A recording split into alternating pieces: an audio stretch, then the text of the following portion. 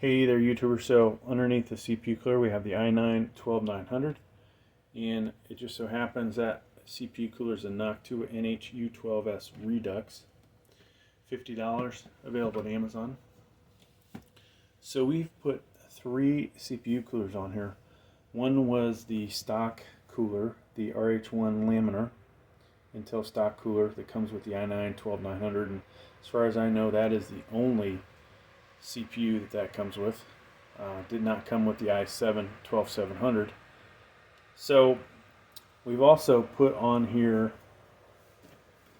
let me throw this up here, SE214 XT. This is by ID Cooling. So 3 CPU coolers basically had the same results for the most part. Now, when you have power limits set to default, first thing that's going to happen is you'll end up with any of those 3, you'll end up with power limit throttling. If you adjust power limits to unlimited, next thing you know, you will end up with thermal limit throttling. Now, does that happen all the time? No, it does not. It's just in certain benchmarks that you're going to see that, right? So the thing is, though, I don't want to see thermal limit throttling or power limit throttling.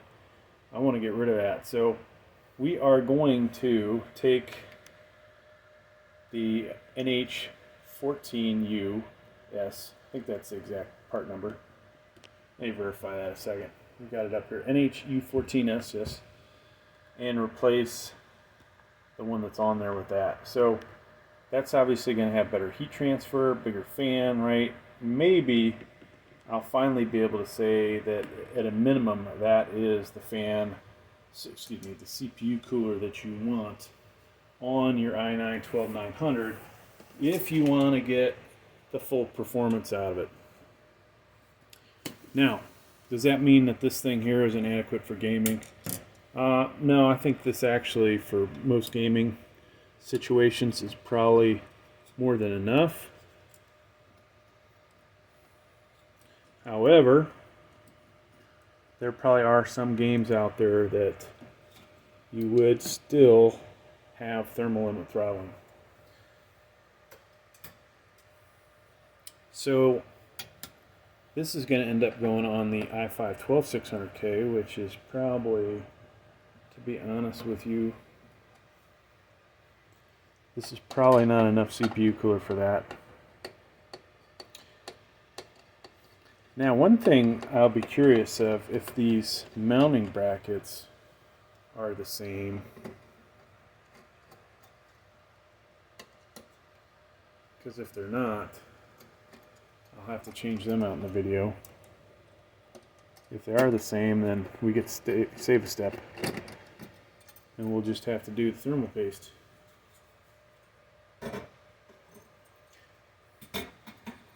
So I'll end up cleaning that up.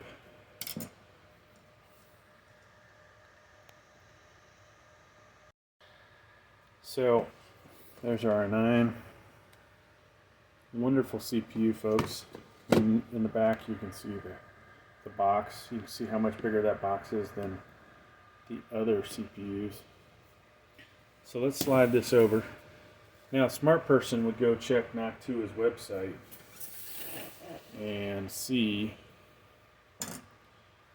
if these indeed are compatible. One of the good things with this, folks, I have extra fans like this. This Noctua 140 millimeter fan. I can actually, if this isn't enough fan action, we can put a second fan on here. Will it help? Ever so slightly. I think I have 2 black ones, or 2 gray. So we may swap that out just to have it look better, because I love Noctua, but that light tan and brown is really just kind of an ugly combination.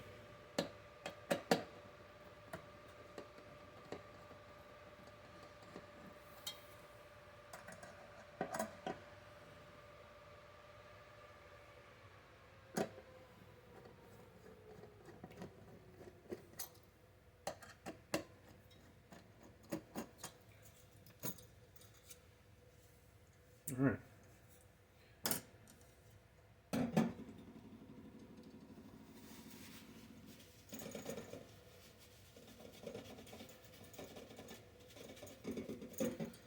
So that's nice and clean. And we will slide this guy back over and hope that it fits.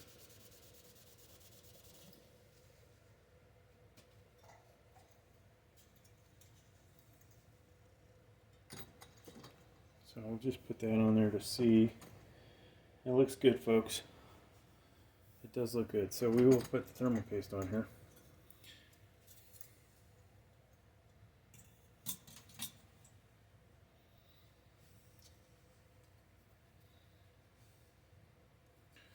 If I can get it open. There we go. So we're going to do 5 dots.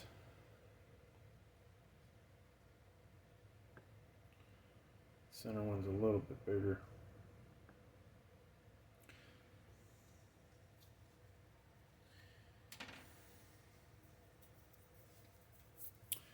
Now, I'm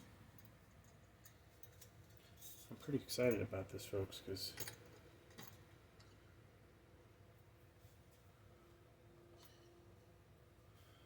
we have the ability. I'll start on this side. Oh, my hand's not in the way. Let's see if that. Okay, so you only want to put a couple threads in on the first side, and then on the second side, switch over to my left hand. Try and tighten this all the way down. And boom. So we have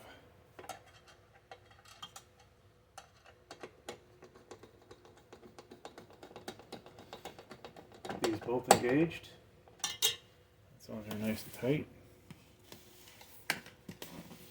Finish this one off.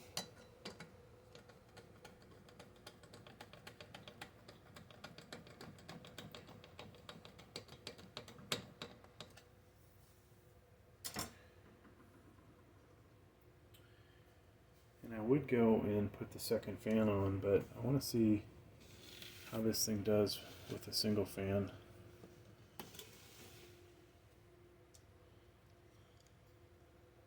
So we want this cable to be on this end.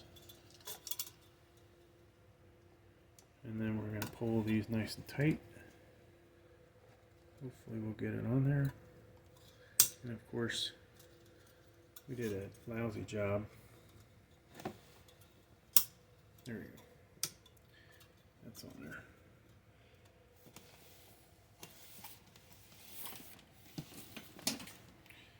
So, if you guys can see that, I'm trying to find, okay, part of my screen is covered up, so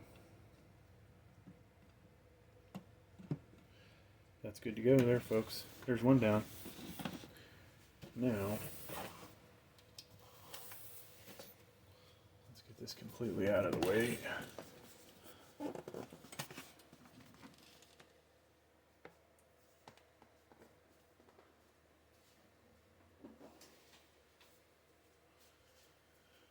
All right. So same deal here.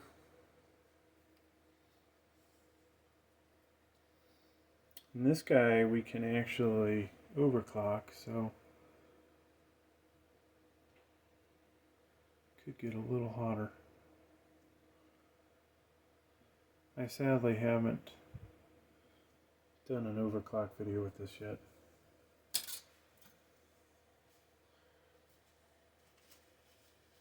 I got, you know, unlike years past, this year I was able to pretty much afford one, not every 12th gen CPU, but one of each class, right? One Celeron, one Pentium, one i3, well actually two i5s, one i7, one i9, and I don't think I'm going to buy another 12th gen. We'll probably save for 13th gen. Now, actually, I'll probably go back to concentrating on graphics cards. And who knows what'll happen?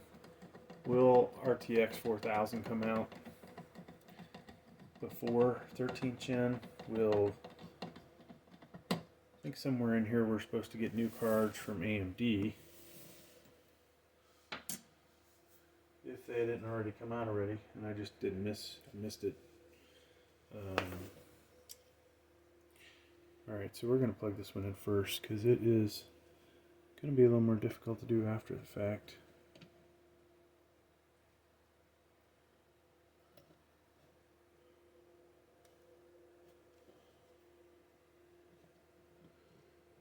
There we go, that's it. And same deal. So this could probably do better with the dual high performance fans.